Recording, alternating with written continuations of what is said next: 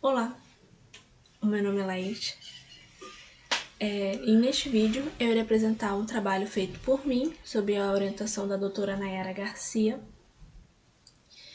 Eu sou aluna da Universidade Federal de Mato Grosso do Sul, eu faço Ciências Biológicas e eu sou do campus do Pantanal.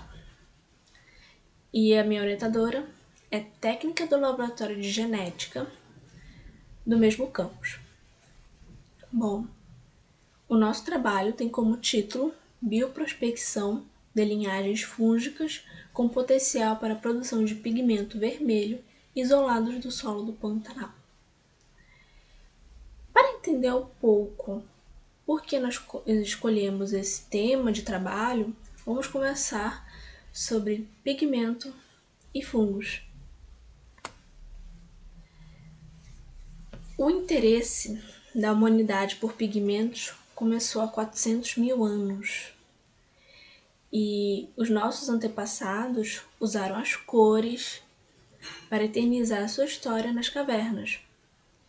E desde então, os pigmentos são muito, mas muito presentes no nosso dia a dia, sendo aplicados em diversas áreas da indústria, como a de papelaria de livros. Então a gente tem em mente nossos livros de biologia, são cheios de ilustrações, e essas ilustrações são muito importantes para a gente entender. E para isso, precisou de corantes ou pigmentos. A indústria de cosméticos. Bom, eu tô com um batom bem forte para dar ênfase a isso, porque os pigmentos são muito importantes para fabricação de esmalte, batom e qualquer outro artefato que dê cor para o nosso rosto. A indústria de alimentos. Bom, eu dei o exemplo da Coca-Cola, mas tem vários outros alimentos industrializados que têm pigmento na sua composição, e isso é muito importante para ser mais atrativo para os consumidores.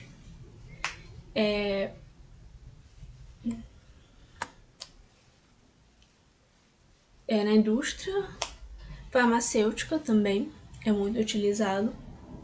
Tanto se você olhar na composição de alguns remédios, você vê a utilização de pigmentos. Na indústria têxtil, bom, tô com minha camiseta azul escuro, não sei se aparece para vocês azul escuro. Para isso precisou de pigmento, de corante. E também na arte. Antigamente eles faziam os pigmentos e os corantes deles, os artistas. Mas hoje em dia facilitamos a vida deles, tendo já as misturas prontas. Mas ainda precisamos de corante para expressar algum evento, os nossos sentimentos ou qualquer coisa bonita.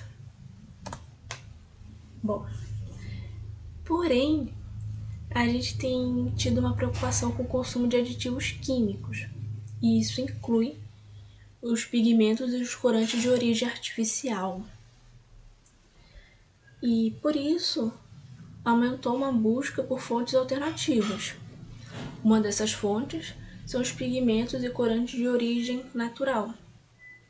Esses pigmentos eles podem ser extraídos de animais, plantas e micro-organismos. Porém, os fungos filamentosos eles chamam mais atenção, pois a sua produção de corante e pigmento é barata, é rápido,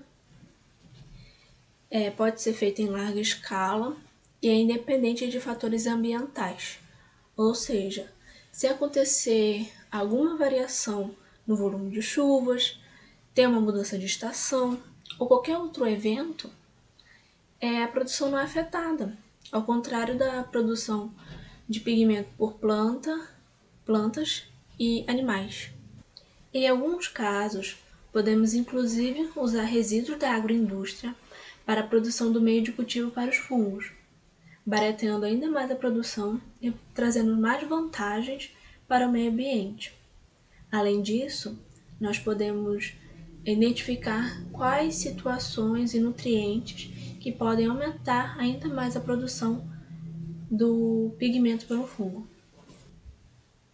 Alguns pigmentos fúngicos já estão no mercado, como os pigmentos produzidos pelos fungos do gênero Monáceos.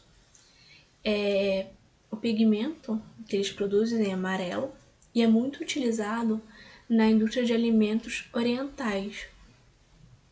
Ele possui atividade antimicrobiana, antimutagênica, antitumoral e propriedades que previnem a obesidade.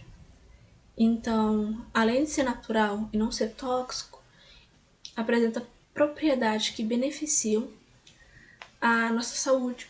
Mas mesmo tendo essa lista longa de pontos positivos, os pigmentos naturais, eles ainda têm uma desvantagem em relação aos artificiais, a sua instabilidade. Então, se a gente aplicar ele em algum alimento, o alimento não vai ter tanto tempo de prateleira. Então, a gente tem procurado contornar isso, buscando novos fungos produtores de compostos mais estáveis. Os fungos, eles produzem diversos compostos por meio do seu metabolismo secundário. E a possibilidade de encontrar um fungo com um metabólito muito diferente aumenta quando são isolados de ambientes pouco explorados, como o Pantanal. Tendo isso em mente, o objetivo do nosso trabalho foi a bioprospecção de fungos filamentosos do solo do Pantanal, com potencial para a produção de pigmentos. E para isso, a gente coletou amostras do solo do Pantanal no município de Corumbá e essas amostras passaram por uma diluição seriada em solução salina a 0,9%. Dessas soluções de diferentes diluições, nós passamos 100 microlitros para placas contendo meio batata destrose, o meio BDA, com 0,25 gramas por litro de tetraciclina. Isso para evitar o crescimento de bactérias que também estão presentes no solo junto com os fungos. As placas foram incubadas a 28 graus em estufas e, quando necessário, a gente repicava as colônias para outras placas, até obter colônias puras. Isso era importante porque tinha vez que a gente tinha diversas colônias de diversas cepas dentro de uma placa só. E a gente fazia essa repicagem até obter colônias puras, para a gente poder estudá-las. E como resultado, nós conseguimos isolar 15 fungos filamentosos morfologicamente distintos. E um desse fungo apresentou produção de pigmento de coloração vermelho intenso. A produção do pigmento, ele começa a ser visualizado entre 3 ou 4 dias. Nessa primeira imagem, nós vemos a parte do reverso da colônia com bastante pigmento, e essa foto ela foi tirada quando a colônia tinha entre 1 ou 2 semanas.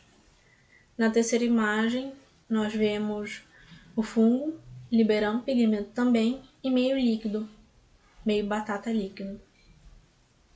Os fungos obtidos estão sendo mantidos no laboratório de genética do campus Pantanal, com o objetivo de contribuir para a implantação de uma micoteca de espécies isoladas do Pantanal, que irá servir como material biológico para trabalhos futuros. Esses resultados indicam que a bioprospecção de fungos do solo do Pantanal é uma boa alternativa para a pesquisa, por novas fontes de pigmentos naturais, pois permite encontrar novos compostos,